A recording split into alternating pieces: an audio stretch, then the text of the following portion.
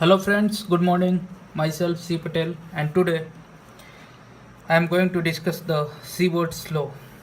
So basically Seward's law, it's a rule to predict the solubility of gas in a metal. And this law states that it is very simple, and it states that the solubility of a diatomic gas in a metal is proportional to the square root of the partial pressure of the gas in thermodynamic equilibrium. So basically these are the diatomic gas, that is hydrogen, nitrogen and oxygen. So let's take an example of nitrogen. This is the molecular nitrogen, and molecular nitrogen is very stable. It does not react at room temperature because N triple bond is very strong, so it has very high bond dissociation energy next to CO. CO has the maximum bond dissociation energy. So at room temperature it is not very reactive, it is unreactive, but at high temperature it reacts. So at higher temperature it dissociates into atomic nitrogen, that is the nitrogen atom, and it gets dissolved. So basically diatomic gases generally dissociate into atoms when they dissolve in metals. Okay. So this is the molecular nitrogen and this is the dissociated form, and in this form it will dissolve in a metal. Okay. So the K equilibrium for this particular equilibrium reaction will be written as, that is the product, that is the concentration of nitrogen atom to the square divided by partial pressure of the nitrogen gas. And if we just cross multiply it, then the concentration of nitrogen to the square will be equal to K equilibrium into partial pressure of nitrogen. So the concentration of nitrogen, that is the concentration of nitrogen in metal, liquid metal, that is the solubility of nitrogen, will be equal to under root K equilibrium into partial pressure of N2. And if we take K equilibrium out of this, so it will be equal to K equilibrium under root into partial pressure N2 under root, and that is the solubility of nitrogen will be equal to this square root of K equilibrium is replaced by a constant K dash, and this is partial pressure of nitrogen gas. So we are here concentration of nitrogen, that is the concentration of dissolved atoms into the metal, this expression, and Pn2 is the partial pressure of gas, that is nitrogen in this case, at the interface with the metal.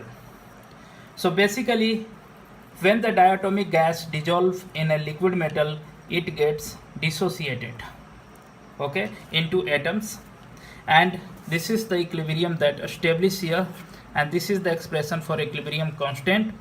And when we solve it, the concentration of dissolved atom will be equal to K dash under root partial pressure of nitrogen gas. So Pn2 is the partial pressure of the gas. In this case, this is nitrogen gas at the interface with the metal. So in general, we can write the expression as solubility of a gas A, the gas A should be diatomic, will be equal to K dash into under root partial pressure of gas A. So K dash is a constant, Pa is the partial pressure of diatomic gas A. So this is the Seward law, and Seward law is basically given by the Adolf Seward. He was a German chemist. So now let's do some problems on this law. So this is my first problem.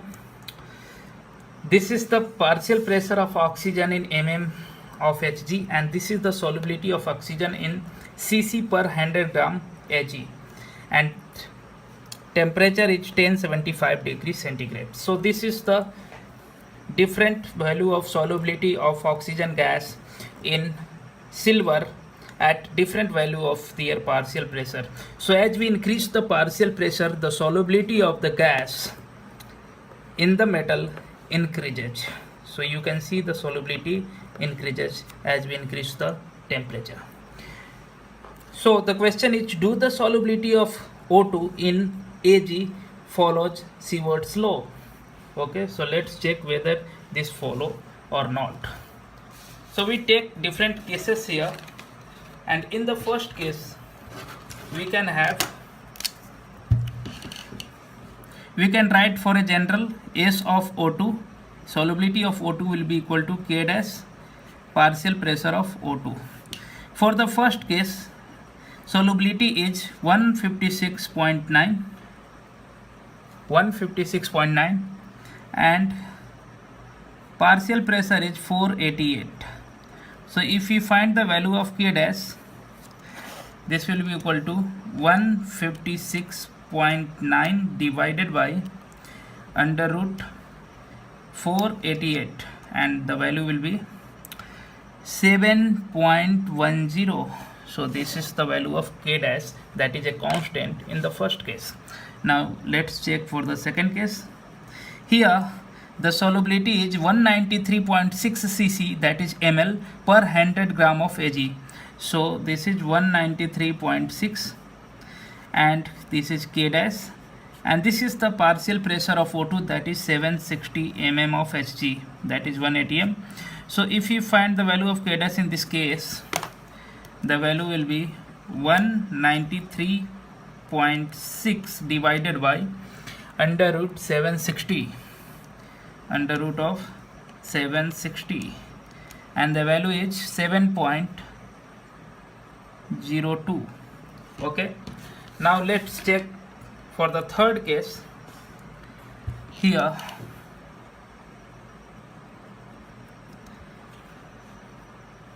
the solubility of O2 is 254.8 cc per 100 gram of Ag, and the value of partial pressure of O2 is 1203 mm of Hg, and in this case the value of K dash will be 254.8 divided by under root of 1203, and this will be equal to 7.34. So this is the value of K.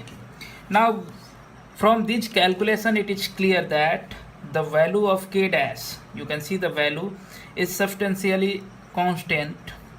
So we can say that the solubility of O2 in Ag at 1075 degrees centigrade follows Sievert's law.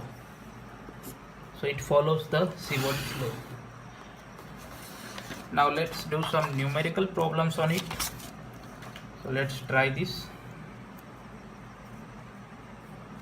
Now the question is, the solubility of H2 gas in a aluminum 10% silicon alloy at 720 degrees centigrade is 0.7 cc per 100 gram of this alloy under an equilibrium hydrogen pressure of 700 mm of Hg. The limiting pressure at to which this alloy should be subjected in order to have 0.1 cc hydrogen per 100 gram.